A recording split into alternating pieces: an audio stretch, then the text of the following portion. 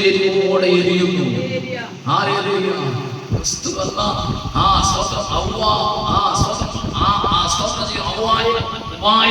സർപ്പം ചതിച്ചതുപോലെ നിങ്ങളുടെ മനസ്സ് ക്രിസ്തുവിനുള്ള ഏകാഗ്രതയും നിർമ്മലതയും വിട്ട് വഷളായി പോകുമോ എന്ന് ഞാൻ ഭയപ്പെടുന്നു. നന്ദിയോടെ ദൈവത്തിൽ നക്ഷത്രങ്ങൾ പോലെ ശോഭിച്ച പലരും ഇന്ന് ദൈവകൃപയിലില്ല. നന്ദിയോടെ ദൈവത്തിൽ സർപ്പം ഔവായുമായി ചതിച്ചതുപോലെ ക്രിസ്തുവിനോടുള്ള ഏകാഗ്രതയും നിർമ്മലതയും വിട്ട് വഷളായി പോയി. കണ്ടോ? അങ്ങനെയെങ്കിൽ നമ്മളെ തെറ്റിച്ച് കളയുവാൻ, വാഗ്ദത്തത്തിലേക്ക് പ്രവേശിക്കുവാൻ കഴിയാതെ നമ്മളെ തെറ്റിച്ച് കളയുവാൻ പിശാച് കളഞ്ഞു പരിശ്രമിക്കുമ്പോൾ ഇന്ന് മകൾ നമ്മൾ തന്നെ ഒന്ന് നോക്കണം. ചുവരിനോട് ചേർന്ന് തന്നെ ഏൽപ്പിച്ചു കൊടുത്ത് നിലവിളിച്ചതുപോലെ ഇന്ന് മകൾ ചില വാഗ്ദത്തങ്ങൾ ചില പ്രാപിക്കാൻ പോകുകയാണ്. നിന്റെ മേലെ ജീവിതത്തിലെ കുറവ് നിമിത്തം ആ വാഗ്ദത്തം നഷ്ടപ്പെട്ടു പോകാൻ ഇടയാകരുത്. ദൈവം ഏൽപ്പിച്ച നഷ്ടപ്പെടുത്തി കളഞ്ഞ് നിന്റെ നന്മയെ തടയുവാൻ പിശാച് പദ്ധതി ഒരുക്കുമ്പോൾ ഇന്ന് പകലിൽ വിശ്വസിക്ക്. ദൈവം ആക്കി വെച്ച സ്ഥാനത്ത് ദൈവം ഏത് കൃപയിലാണോ ഏത് അളവിലാണോ നിർത്തിയത് അതിൽ അല്പം കൂടെ കൂടുകയല്ലാതെ കുറഞ്ഞു പോകുവാൻ ഇടയാകാതെ നിൽക്കുന്നുവെങ്കിൽ ശാസ്ത്രജ്ഞന്റെ മേൽ സമ്മതിക്കുന്ന ദൈവമല്ല. ഇന്ന് മകൻ ദൈവത്തിന്റെ കരം ശക്തിയോട് ഇന്ന് മകൻ വെളിപ്പെടുത്തുന്നു. ഞാൻ ദൈവത്തെ ബോധപ്പെടുത്തുകയാണ്.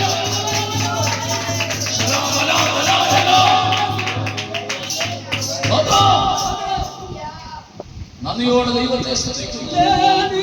നമുക്കറിയാവുന്ന വിഷയമാണ്. ആദം ഇത് തിന്നരുതെന്ന് പറഞ്ഞ വൃക്ഷഫലം പിശാച് പറഞ്ഞത് കേട്ടിട്ട് തിന്നരുതെന്ന് പറഞ്ഞ വൃക്ഷഫലം തിന്നു കഴിഞ്ഞപ്പോൾ തേജസ് നഷ്ടപ്പെട്ടു. വന്നപ്പോഴേക്കും ആദമിനെ അവയും പുറത്താക്കി. നല്ല ദൈവത്തെ വിശ്വസ്തനായ തന്റെ സ്വരൂപത്തിൽ നിർമ്മിച്ച ഏതൊരു ഘട്ടത്തിലെ കാവൽക്കാരനായി ജോലി ചെയ്യുവാൻ ആക്കി വെച്ച സ്ഥാനത്ത് നോക്കണമേ. അവന്റെ തേജസ് നഷ്ടപ്പെടുത്തി ദൈവിക ജീവന്റെ വൃക്ഷഫലം ലഭിക്കാതിരിക്കുവാൻ, പറിച്ചു തിന്നാതിരിക്കാൻ, നിത്യതയിൽ പ്രവേശിക്കുവാൻ, നിത്യജീവൻ ലഭിക്കാതിരിക്കുവാൻ, നന്മ തിന്മകളെ കുറിച്ചുള്ള അറിവിന്റെ വൃക്ഷഫലം തിന്നരുതെന്ന് പറഞ്ഞ വൃക്ഷഫലം തിന്നു കഴിഞ്ഞപ്പോൾ കണ്ടോ വാഗ്ദത്തം തടയപ്പെട്ടു. അങ്ങനെയെങ്കിൽ നിന്റെ വാഗ്ദത്തം പ്രാപിക്കാൻ തുടങ്ങുമ്പോൾ ദൈവതേജസ് നഷ്ടപ്പെടുത്തി കളഞ്ഞ ദൈവത്തിൽ നിന്നും വാഗ്ദത്തം പ്രാപിക്കാതിരിക്കാൻ തക്കവണ്ണം പിശാച് പദ്ധതി ഒരുക്കിക്കൊണ്ട് കടന്നു വരുമ്പോൾ ഇന്ന് പകൽ ദൈവത്തിന്റെ തേജസ് നിന്റെ മേൽ വെളിപ്പെടട്ടെ. നിന്നെ ഒതുക്കുന്നതിന്റെ മണ്ഡലങ്ങൾ ഇന്ന് പകൽ യേശുക്രിസ്തുവിന്റെ അധികാരമുള്ള നാമത്തിൽ ഇന്ന് പകൽ അഴിഞ്ഞു മാറട്ടെ.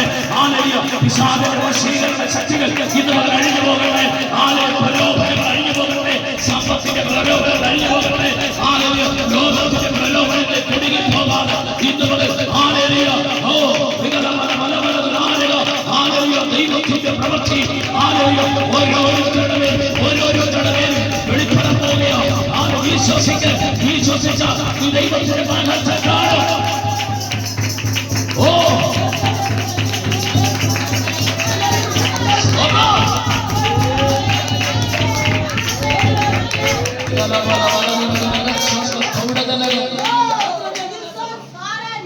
ദൈവത്തിന്റെ വാഗ്ദത്തം പ്രാപിക്കണമെങ്കിൽ ദൈവകൃപയിൽ നിന്നാലേ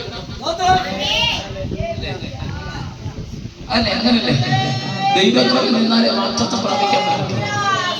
1 യോഹന്നാന്റെ 1-ാം അധ്യായം 7-ാം വാക്യത്തിന്റെ വാക്യമുണ്ട്. അവൻ വെളിച്ചത്തിൽ ഇരിക്കുന്നത് പോലെ നിങ്ങളും വെളിച്ചത്തിൽ നടക്കുന്നുവെങ്കിൽ നമുക്ക് നമ്മളിൽ കൂട്ടായ്മ ദൈവം എന്തെങ്കിലും തരണമെങ്കിൽ വാങ്ങിക്കണമെങ്കിൽ കൂട്ടായ്മ ദൈവത്തിന്റെ തേജസ് നമുക്കും വേണം. ഇരുളും വെളിച്ചമായിട്ട് ബന്ധമില്ല. ആലയത്തിലും വിഗ്രഹത്തിലും നമ്മൾ ചർച്ചയില്ല. സ്വപ്നം ചെയ്യുന്നു. അങ്ങനെയെങ്കിൽ നമ്മളെ വെളിച്ചത്തിൽ നിർത്തിയെങ്കിൽ ദൈവത്തിൽ നിർത്തിയെങ്കിൽ ആ കൃപയിൽ നിൽക്കുന്നുവെങ്കിൽ വാഗ്ദത്തം നീ പ്രാപിക്കാൻ പോവുകയാണ്. ദൈവം നഷ്ടപ്പെട്ടു പോയോ? നീ ഭാരപ്പെടല്ലോ. വശീകരണത്തിൽ പെട്ടുപോയോ? നീ ഭാരപ്പെടണം. ചേർത്ത് പറഞ്ഞാൽ മതി. ഒന്ന് നിലവിളി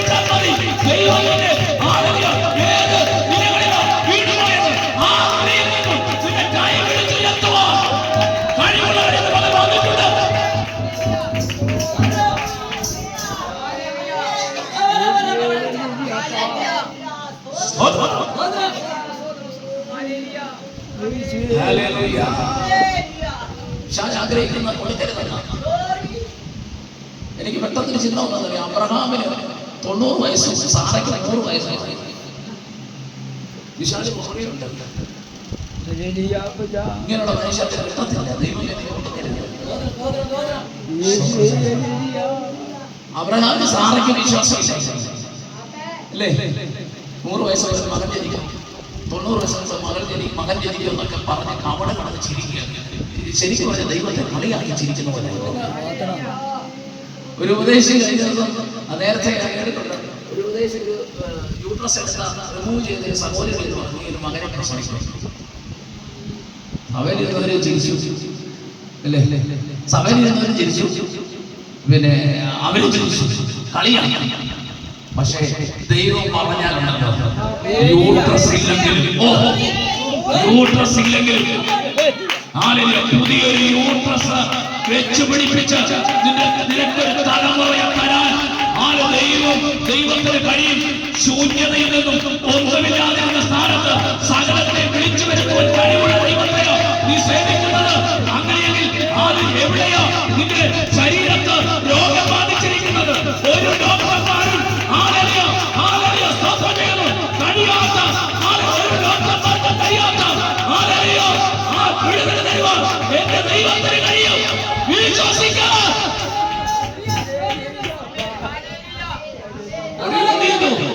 ഒരു വർഷം കഴിഞ്ഞപ്പോൾ സഹോദരി പ്രഗ്നന്റായ ഒരു കുഞ്ഞിനെ പ്രസവിച്ചു. കണ്ടോ? യൂട്രസ് ഇല്ലാത്ത അമ്മ പ്രസവിച്ചു. നമ്മുടെ ദൈവം ആരാണ്? ഇന്ന് പകൽ വിശ്വസിക്കാൻ, ഇന്ന് പകൽ വിശ്വസിച്ച ദൈവത്തിന്റെ ഭക്തനാണ്. ആളുകളുടെ ശരീരത്തിൽ കത്തിവെക്കാൻ സമ്മതിക്കത്തില്ല. കർത്താവിന്റെ ശരീരത്തിൽ കത്തിവെക്കാൻ സമ്മതിക്കത്തില്ല.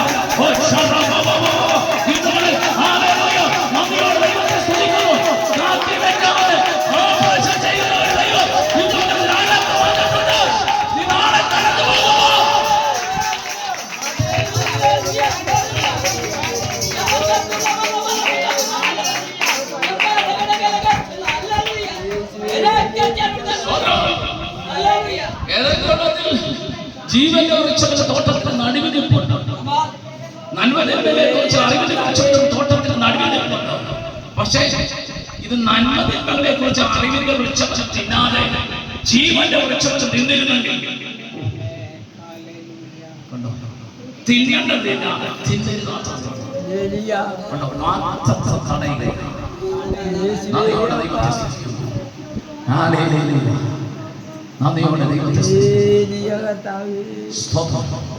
അങ്ങനെയെങ്കിൽ ഒരു കാര്യം ഞാൻ പറഞ്ഞ ഭാഗത്ത് അബ്രഹാം നിമിഷത്തിലേക്ക് വരിക. 3 ദൂതന്മാർ അബ്രഹാമിന്റെ ഭവനത്തിൽ. നീ വിശ്വസിച്ചില്ലെങ്കിലും കർത്താവ് പറഞ്ഞാൽ അബ്രഹാം സാറയെ വിശ്വസിച്ചില്ല. സകലനും പറയട്ടെ നടക്കത്തില്ലെന്ന്, സകലനും പറയട്ടെ സംഭവിക്കത്തില്ലെന്ന്, സകലനും പറയട്ടെ ഒന്നും നടക്കത്തില്ലെന്ന് പറയട്ടെ. എന്നാൽ സ്വർഗം പറഞ്ഞിട്ടുണ്ടെങ്കിൽ ആരും സംഭവിച്ചിരിക്കും. ആരും അസാധ്യങ്ങളെ സാധ്യമാക്കുന്ന ദൈവത്തിന്റെ പ്രവൃത്തി ഇന്ന് മുതൽ വെളിപ്പെടാൻ പോകുക.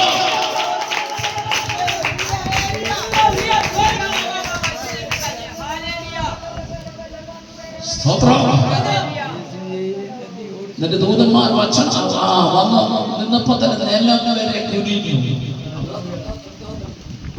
ശരിക്കും ദൈവമാണ് അതിഥി സൽക്കാരം ചെയ്തവരെ ദൈവം മാനിക്കപ്പെട്ടു. ദൂതന്മാർക്ക് അതിഥി സൽക്കാരം ചെയ്തവർ ചിലര് വീട്ടിൽ ചെന്ന വേണം പോലെ അതിഥി സൽക്കാരം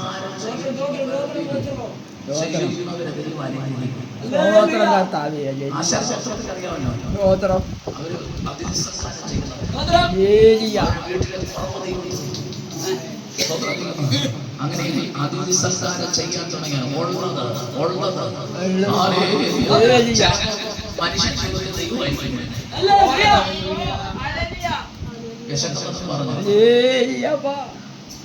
ദൈവമായി നമ്മള് കൈകാര്യം കാണാൻ ചോദിക്കാം. ഞങ്ങൾക്ക് മാത്രമേ ഉള്ളൂ, എനിക്ക് തന്നെ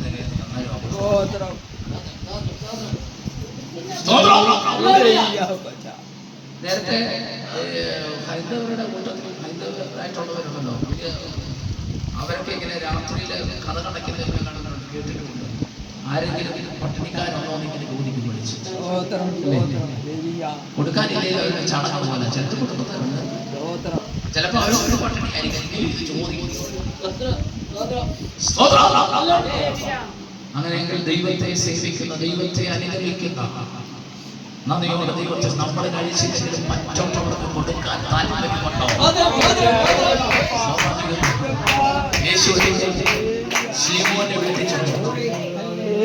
ശീമോന്റെ വീട്ടിൽ ചെന്നപ്പോഴെങ്കിൽ യേശു ഇരിക്കുമ്പോ മംഗലക്കാരൻ ഓടി വന്നു. അല്ലേ, നമുക്കറിയാം വിഷയം. ഓടി വന്നിട്ട് യേശു നിൽക്കുന്നതിന്റെ കാൽച്ചോട്ട് കൊണ്ട് നിൽക്കുകയാണ്. അവിടെ കരയുക. അവിടെ പാപിനി ആയതുകൊണ്ട് അവിടെ പാവത്തെ ഏറ്റു പറഞ്ഞാൽ കരയാനായി. കാരണം കണ്ണുനീര് യേശുവിന്റെ കാലിൽ തുടയ്ക്കാൻ തുണിയൊന്നും ഇല്ല, കാണത്തില്ലായിരിക്കും. പക്ഷെ അവിടെ തുടച്ചത് തന്റെ മുടി കൊണ്ട്. തന്റെ മുടി തലയില് മുടിയെന്ന് പറയുന്നത് അഭിമാനത്തെ കാണിക്കുന്ന, കിരീടത്തെ കാണിക്കുന്നത് തലയാണ്. ഒരു മനുഷ്യന്റെ എല്ലാ അവയവങ്ങളെയൊക്കെ ഏറ്റവും ഉയർന്നു നിൽക്കുന്നതും ശ്രേഷ്ഠമായിരിക്കുന്ന തലയാണ്. തലയിലെ മുടി കൊണ്ട് തുടയ്ക്കണമെങ്കിൽ കുനിഞ്ഞു കടന്നതാണ്. യേശുവിന്റെ മുമ്പിൽ സാഷ്ടാംഗം വീണു. കണ്ണുനീര് കൊണ്ട്, കണ്ണുനീർ തുരുത്തിയിൽ സൂക്ഷിക്കുന്ന ദൈവമാണ്. നിന്റെ കണ്ണുനീര് തുരുത്തിയിൽ സൂക്ഷിക്കുന്ന ദൈവമാണ്. കണ്ണുനീര് കൊണ്ട്, തുരുത്തിയിൽ സൂക്ഷിക്കേണ്ട കണ്ണുനീര് കൊണ്ട് അവന്റെ കാല് കഴുകി തലമുടി കൊണ്ട് തുടച്ചിട്ട്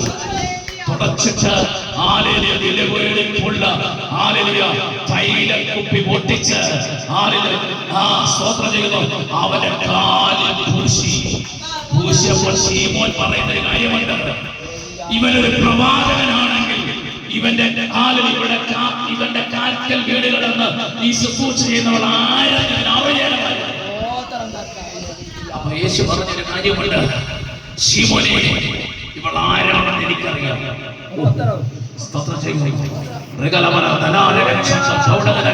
ഹൃദയങ്ങളെ ആഴങ്ങളെ അറിയാവുന്നവൻ, ആളുകളുടെ മനസ്സിന്റെ വിഷയങ്ങളെ അറിയാവുന്നവൻ. നീ വിശ്വസിക്കുന്നു, നീ കരുതുന്നു, എന്റെ പ്രാർത്ഥന കേൾക്കുന്നില്ലേ, കർത്താവേ ഒന്ന് കാണുന്നില്ലേ, വാഗ്ദത്തം വെളിപ്പെടുന്നത് നാളുകളായില്ലേ, ഇന്ന് അനുഭവിക്കുന്നത് നാളുകളായില്ലേ, എന്നെ കളിയാക്കുന്നത് എന്താ കർത്താവേ എന്ന് ചോദിക്കുന്നില്ലേ, അവനെല്ലാം അറിയുന്നുണ്ട്.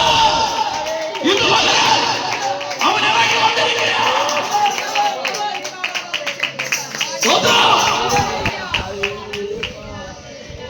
ഇത് പറഞ്ഞു, ശിവനെ ഞാൻ നിന്റെ വീട്ടിൽ വന്നു, നീ എന്റെ കാലിന് വെള്ളം തന്നില്ല, കഴുകാൻ നീ എന്റെ കാല് തുടച്ചില്ല.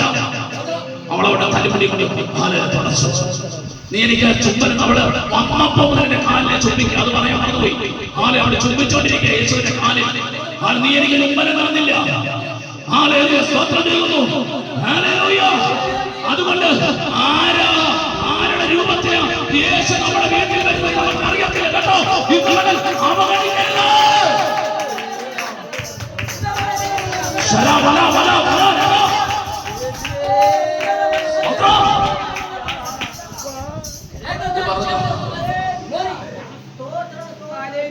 ഇവള് നിമിത്തം മുഷിച്ചവിടെ കൂടിയിരുന്നവരൊക്കെ അവളെ വിലക്കണമെന്ന് പറഞ്ഞു. അവരെ പിടിച്ചു മാറ്റാൻ പറ്റും. യേശു വിലക്ക് മാറാം. അവൾ എന്റെ അടക്ക ശുശ്രൂഷ ചെയ്യുകയാണ്. ജീവിച്ചിരുന്നുകൊണ്ട് യേശുവിന്റെ അടക്ക ശുശ്രൂഷ ചെയ്തത്. ശരിക്കും പറഞ്ഞ ഒന്നാമനായ പത്രോസിനെ കൊണ്ടല്ലേ ദയിപ്പിക്കേണ്ടത്. അപ്പോസ്തലന്മാർ 12 പേരെ തിരഞ്ഞെടുത്തു. പത്രോസായിരിക്കും, പത്രോസിനെ കൊണ്ടായിരുന്നു ഒന്നാമനെ കൊണ്ടാണ് ചെയ്യിപ്പിക്കേണ്ടത്. പക്ഷെങ്കിൽ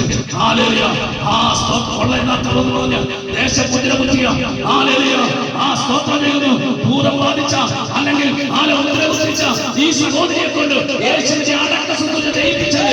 നീ ഭയപ്പെടേണ്ട കേട്ടോ, നീ ഭാരപ്പെടേണ്ട. നിന്നെ കൊണ്ട് ഒരു മഹത്തായ ശുശ്രൂഷയിലേക്ക് കരം പിടിച്ച് നടക്കാൻ പോകുകയോ നിർമ്മിച്ചവരുടെ മുമ്പിൽ പരിഹസിച്ചവരുടെ മുമ്പിൽ ദൈവത്തിന് ദൈവം പോകുകയോ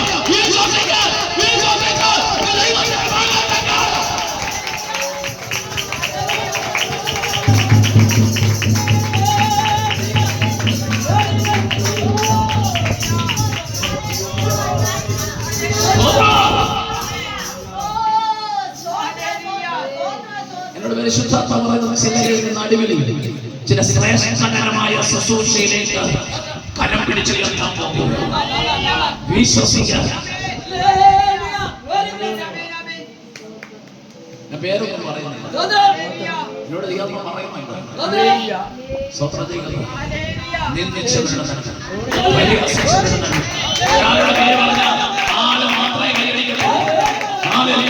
ഇന്ന് പകൽ ദൈവത്തിന്റെ കരമെടുക്കണേ.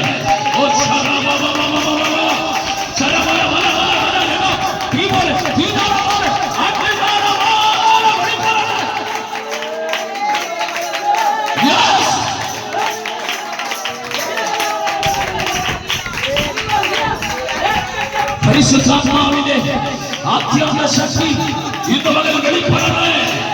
ഇന്ന് പകൽ ചില വിടുതലുകൾ നടക്കുന്നു. പരിശുദ്ധാത്മാവിന്റെ സ്പർശനം, പരിശുദ്ധാത്മാവ് ചിലരെ സ്പർശിക്കുകയോ, പരിശുദ്ധാത്മാവ് ചിലരെ സ്പർശിക്കുകയോ. യെസ്,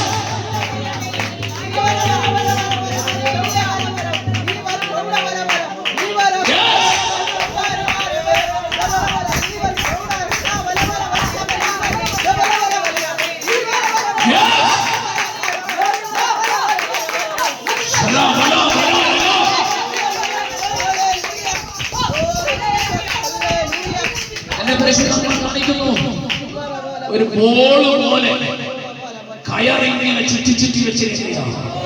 ഇന്ന് പകൽ അഴിഞ്ഞുകൊണ്ടിരിക്കുക കേട്ടോ. അതിന്റെ അറ്റത്ത് പിടിച്ച് നീ വലിക്കുമ്പോൾ ബോളെങ്ങനെ അഴിയുന്നത് അതുപോലെ സ്വർഗം അഴിച്ചുകൊണ്ടിരിക്കുക.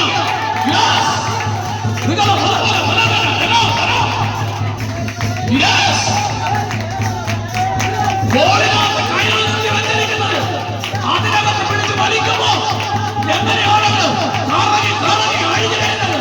ഇന്നുള്ളത് എന്താണ് വെളിപ്പാട്? വിശ്വസിക്കാം. നാളുകളായി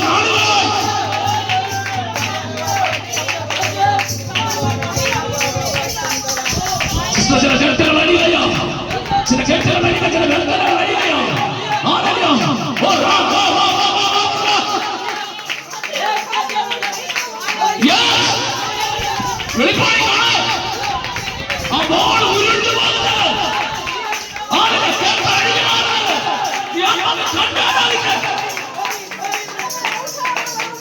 ചില പാരമ്പര്യ ശക്തിയെ കൊണ്ട് നിന്നെ ബന്ധിച്ചിരിക്കുക.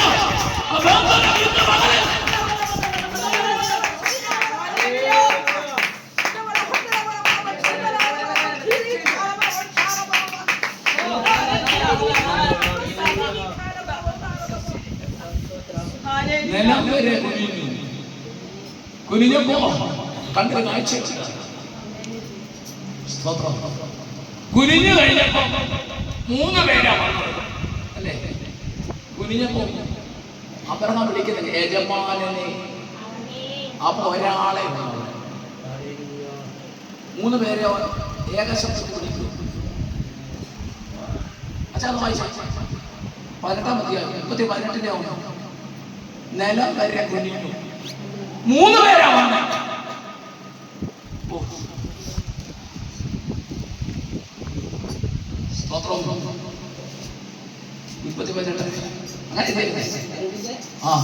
ഒന്ന് മുതൽ വായിച്ചു. അനന്തരം യഹോവ മമ്മനോട് കപ്പൽ വെച്ച് പ്രത്യക്ഷനായി. നിലം വരെ എഴുന്നേറ്റപ്പോൾ അവൻ കൂടാരത്തിന്റെ വാതിൽക്കൽ ഇരിക്കുകയായിരുന്നു. അവൻ തലപൊക്കി നോക്കിയപ്പോൾ 3 പുരുഷന്മാർ അവന്റെ നേരെ നിൽക്കുന്നത് കണ്ടു. അവരെ കണ്ടപ്പോൾ അവൻ കൂടാര വാതിൽക്കൽ നിന്ന് അവരെ എതിരേൽപ്പാൻ നിലം വരെ കുനിഞ്ഞു. യജമാനനെ കണ്ടോ, എന്നോട് കൃപയുണ്ടാക്കി. കണ്ടോ, 3 പേരെ വിളിക്കുന്നു യജമാനനെ. 3 പേരെ വിളിക്കുന്നത് ബഹുജനത്തിലല്ലേ വിളിക്കണ്ടേ? യജമാനന്മാരെ എന്നാണ് വിളിക്കണ്ടേ? കുനിഞ്ഞു കഴിഞ്ഞപ്പോ സാഷ്ടാംഗം കണ്ട് നമസ്കരിച്ചപ്പോ അബ്രഹാം നോക്കിയപ്പോ ഒരാളെയാണ്.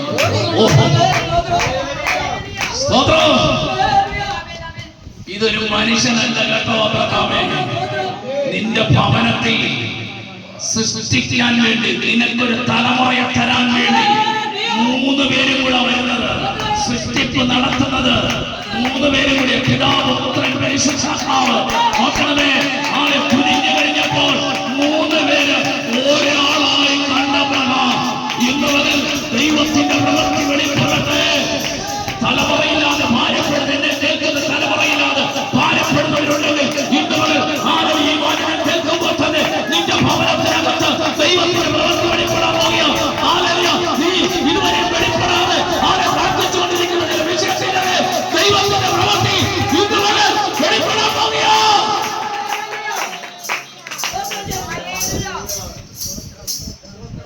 ഈ അതിഥികളെ തിരസ്കരിച്ചു വെച്ചിരുന്ന ഇത് കിട്ടുവാൻ കണ്ടോ? അതിഥി സൽക്കാരം വലുതാണ്. നമ്മൾ കഴിച്ചില്ലേ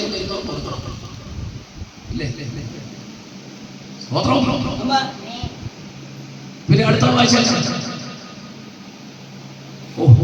ഞാനിത് പറഞ്ഞോട്ടെ, പക്ഷെ നിങ്ങൾ കൂടെ തെളിവാണ് വായിക്കുന്നത്.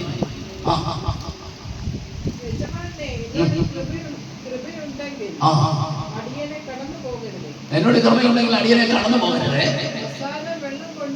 യജമാനനെ എന്നല്ലേ വിളിക്കുന്നത്?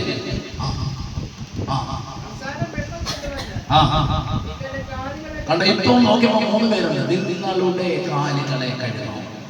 ഒരാളിപ്പോ മൂന്ന് പേരായി മാറി. നിങ്ങളുടെ കാലുകളെ കഴുകണം.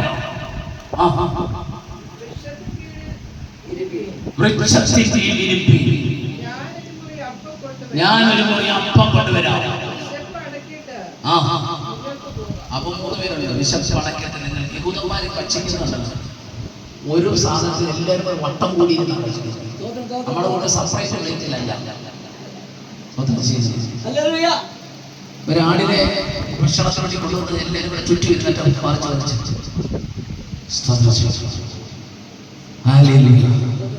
ഇന്ന് പകൽ വിശ്വസിക്കേ, നന്ദിയോടെ ദൈവത്തെ സ്തുതിക്കുന്നു. പരിശുദ്ധാത്മാവിന്റെ വലിയൊരു ശക്തി ഇന്ന് പകൽ വെളിപ്പെടാൻ പോവുകയാണ്. ഹല്ലേലൂയ. അതുകൊണ്ട് ഇത് പറയാനാണ് ഞാൻ പറഞ്ഞത്. നീ വിശ്വസിച്ചില്ലെങ്കിൽ ദൈവം നിന്നോട് മാറ്റത്തെ ചെയ്തിട്ടുണ്ടോ? സംഭവിക്കാൻ പോവുകയാണ്. എപ്പോഴും വിശ്വസിക്കാൻ കഴിയും. ഈ വരും ദിവസങ്ങളിൽ ചില അത്ഭുതങ്ങൾ സംഭവിച്ചപ്പോൾ സാക്ഷ്യം പ്രസ്താവിക്കാൻ പോവാം. വിശ്വസിക്കാൻ ദൈവത്തിന്റെ മക്കളെ അവ മന്ദലക്കാരത്തെ മറിയെ മാറ്റിക്കളയുവാൻ പരിശ്രമിച്ചപ്പോൾ അവളെ എന്തും ചെയ്യരുത്. അവളെന്റെ അടക്ക ശുശ്രൂഷ ചെയ്യുക. അതുകൊണ്ടാണ് മന്ദലക്കാരത്തെ മറിയെ യേശുവിന്റെ അമ്മ മറിയെ ശാലോമി, മറ്റ് സഹോദരി ശാലോമി, മറ്റ് സഹോദരിമാരൊക്കെ യേശുവിനെ ശുശ്രൂഷിക്കാൻ 3-ാം ദിവസം കടന്നു പോയപ്പോൾ അത് ചെയ്യാൻ പറ്റാത്തതിന്റെ ഒരു കാര്യം നേരത്തെ അവളെ കൊണ്ട് ചെയ്യിപ്പിച്ചതാ. ഇനി ഒരു ശുശ്രൂഷ ഇല്ലാത്തത് കൊണ്ടാണ്, അവസരമില്ലാത്തത് കൊണ്ടാണ്. അങ്ങനെയെങ്കിൽ ഇന്ന് പകലിൽ നന്ദിയോട് ദൈവത്തെ സ്തുതിക്കുന്നു. ദൈവത്തിന്റെ പ്രവൃത്തി ജീവിതത്തിൽ ഇന്ന് പകൽ വെളിപ്പെടാൻ പോകുകയാണ്. പറയാൻ കഴിയും. വിശ്വസിക്കുന്നവർക്കായി ഞാൻ ദൈവത്തെ സ്തുതിക്കുകയോ. അങ്ങനെയെങ്കിൽ നമ്മളോട് നമ്മൾ ചെയ്യുന്ന ഓരോ ദൈവത്തിൽ ന്യായവിസ്താരമുണ്ട് കേട്ടോ. പാസ്റ്റർമാരോടും വിശ്വാസികളോടും എല്ലാവരും ദൈവത്തിന്റെ കയ്യിൽ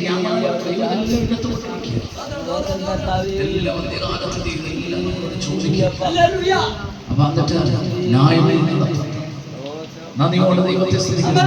എന്റെ വാക്കുകൾക്ക് വിരാമം കുറിക്കുവാൻ ഞാൻ ആഗ്രഹിക്കുന്നു. ഈ വചനങ്ങളെ കൊണ്ട് ദൈവം അനുഗ്രഹിക്കട്ടെ.